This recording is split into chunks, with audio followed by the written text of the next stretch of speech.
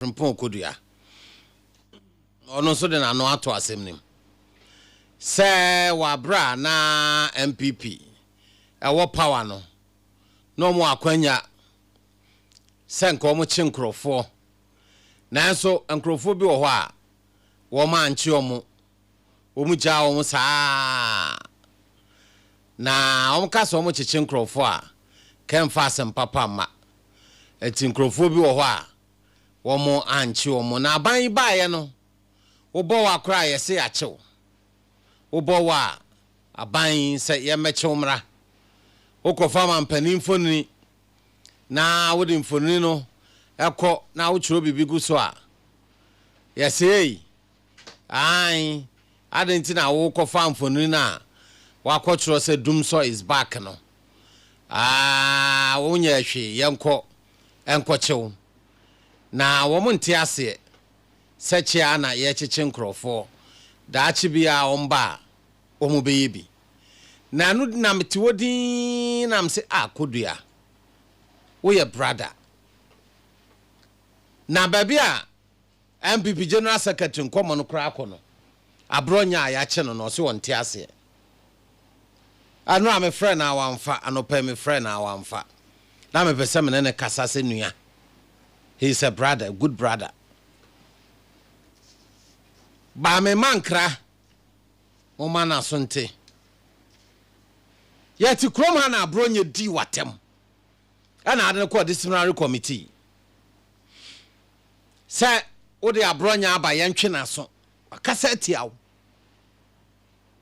muntie nsem ne yewo wakasa tiawo etu awonko etu aduam okasa che de MPP wo de ko disciplinary committee say yentwe na so okasa tia nkrofo aka na say obi de na famra kwan so a wosi nipa na wo de famra kwan so no say nipa na anye ne ye itimo ba power mo so ba chi nkrofo agum mo chi nkrofo ngum maka cho say me metena ha me ni ma me ni papa ni enim nua bia ade na anya no meka cho say nye ana ya na ndisi fo no mo ntemase no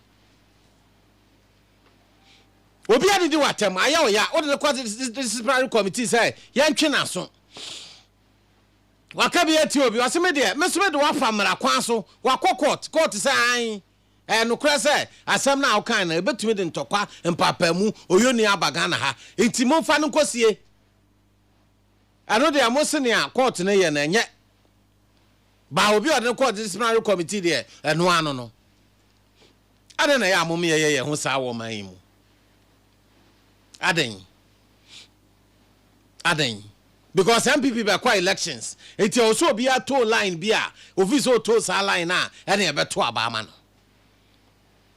yeti kroma na Abronye didi o man pani dada kofo atem wodidi Dr. Richard Adan anane atem MPP mpanimfo a wodi o matem okrom ha no enya asem ketwa wodi matem na mu de musu o party nim wodi apia bonte abedi atem na mra no ni didi a eno so mo say adan ne ache no ade nya atwom sam na mo de wo man mu ade nya atwom no wo hia wo ba radio so a ai na ache no nya wo hia wo so a Abronye de ye pa so wo che no obesua nyansa anti mo no ho amosre na ye mamo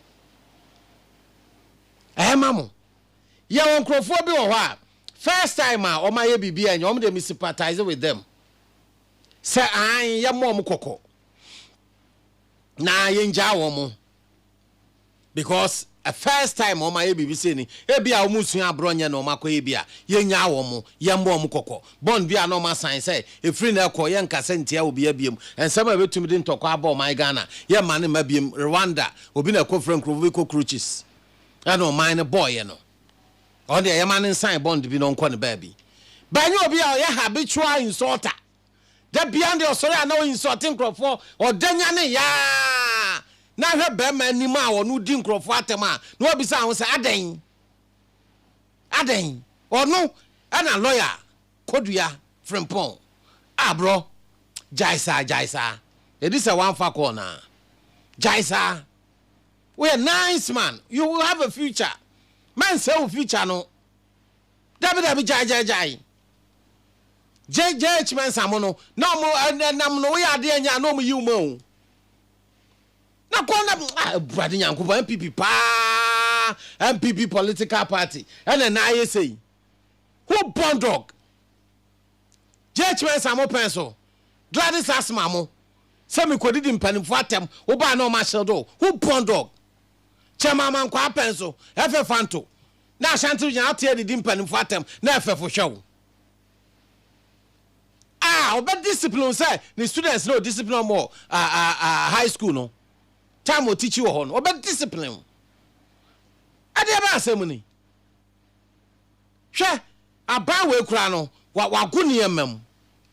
waguniemam tie twi na me be ka kire no ye beto abaye wonsam joni o transante mantem ha e ka say MPP for e de ne yeto no Friday Dr. Baumia de na do danko akufo ado de no sorry John Dramani mama de yakoto no Saturday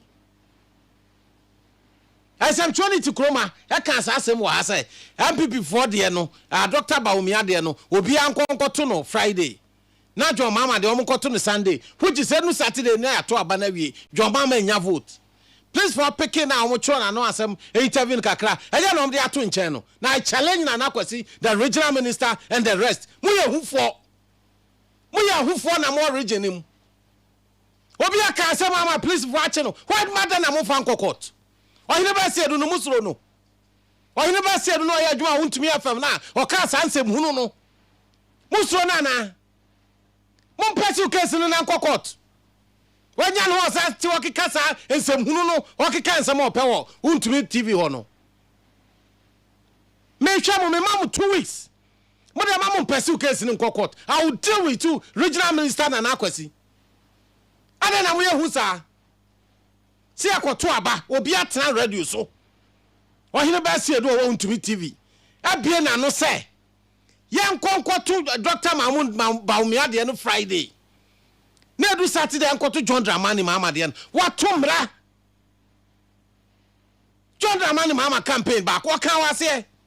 Sababi amode amayo sama bedu no ya wie mo pursue case no moto na mo hwe ana nkrofo anya no na ade na mo chichi obi din sehunu aye nchene ya nyane dan mo amutie na sama abrante ne kan ye no etu ane nam ho ade na wo so ane nam ho emra ne ni mo fa no court please for no so amata docket no so no mo ni docket ni mpie asem hunu nkrofo aka okroma ya ka se refa akabini amujia ho be na yachiwe minute obi abeche na nabi youth organizer the way I see chanting a move youth party no organizer hwe tamo youth organizer the way I know see chanting move party no be organizer the same thing obi achi na nabo achi onim nyansa on kan sama e de kire be ba no so na nabo achi onim nyansa wo lawyer Justin Kodua kwa na aba abeche wo onim nyansa won kan sama ba me achew Joe Wise mutumi kasa utun so ma hiti aban no obi ankonkwachi Joe Wise onim nyansa o kasa afanyo marking ya hwe ne kasa hwe de wo si kasa o ye very very intelligent o kasa wi awuchi na enyeye obi achimi na won kasa ye ne ache na musi ade ne akochi nipa no onu kwa na MPP ni Odun kwa na MPP ni na akumi amon sembe na omunka uchi na enyeye o intelligent o di nyansa na ekasa obetumi adi watem owi a na akura abo nsema no na de wachimi na opie wa no na de dimpanimfo atem e kansem hunu a mosi an ade na akwakoche no me say I'm challenging the regional minister Augustus Andrews NDC chairman samunya hufu a me ma 2 weeks o hine ba se do issue no man pesi wa ye betra region nim sabo ka se ni pa jimi ni yete region ma ye be kire mu se enim nyansa please nso o te docket nso ma wonyi mpie ni ahwe na ye be koso ade be no ana nkrofo ti amu fi se obi antumi nkasa ntin se mu na mu di no ye be di no obi ade ni se mu no ha no ma na efiri na kwa mun try John Dramani mama sabe o ye yiri free duam onye nipa nti o de ye ka asam che na anya ya sabe o ye tani nti e di na atama anya ya ade asam fo no It's that time I was here meeting squarely. I didn't say who na akwaso okroma we are no BID. Anyama. I this for ba power sampanim for also mu hunyansa. Say ye dey wom no, ye more information o munya jo ma sand o mu abebo mo. Anyama. Panfo so mu sua nyansa, na etwa mu no mu sua nyansa free mu no. Jimmy. I don't almost so. Ah. Ade ba asam. Na ye din obi antumi nka bi. E na obi aye din. We akoto aba. Wotumi tra TV so. I wiase nyina hwe o ka kire say Dr. Mahmoud Baumia de beto no Friday. Ye wia na John Mama de akoto no Saturday. Na Saturday hwana o. Hwana o. Hwana o akoto aba no. Abrante bi omsi afre no koka se de nye ode no kwakwa. Pe no kra de na asem kra de. Me pese maka bi. Ya bola goose mami. Na we no mani abre se ya cheche nkrofo. Na ohine ba se do asem o kan ye nche no. Ye nkwache hwan. Ye nche no. Mesi mama mo 2 weeks. Mo de mama mpese case no nkokot. Ya de mo betra region nim. Panifo amoda regional mama mpese case no. Ni amuka sama ma professor na professor Jane eye bayfo na nanim se bayfo na we se bayfo na ye de ache. Na se abeto aba na asema yi sinkan wakwa akoka mo de mama mpese u. Ye nyina okroma. John Mama wakwa ne ba wa yesei ah come on enti achi obi amo audacity say mo kase achi obi ade nsamfo no wo power ma di nsamfo ade di mpanifo atem wo opposition house aye say ye che e beti e ho agumonten so mo pa mo ntu na mo nyina mo nkonkotena Jubilee Park na obosome obi amfa mo obi amfa obi aho o man na ye chichire ya amfa kasa fin ya amfa di atem na chichire Ghana. Sadia we na mo ya mo ko opposition prekopa ya ba power nti ya opposition ya nyire ahonya na ho na ekoto aba ma sanse mu we ya mo keka no ya me ya no se MPP forward anim difo a ebia free ma bi tiase a o mo kasa out mu se anyansafo ni Sadia de chichira MPP atem didie kasa twitwi the letter je nim boate no general secretary for Asante Mampom one wo debate a mo be debate with issues Aba wa ba ka asem bi etia Ghana mra ye bechew ye chew apa mo nyina mo goda monten so ye nya na obedem ana me bisa se na naboache kwa na commande ni passe na nabi se na obeka ne twa boy kura na afa keke chocho boy ba ho na akwache na naboache. The guy is very very intelligent. Lawyer Kodua wo kabia wo de wanu tumu na abechew. O ka say na obi na mche na wodi nsamfo ne eche na ya kwaka am say e de ben na fa hin coin na isi hin na e coin na ban. The conqueror, the champion, the lion is here.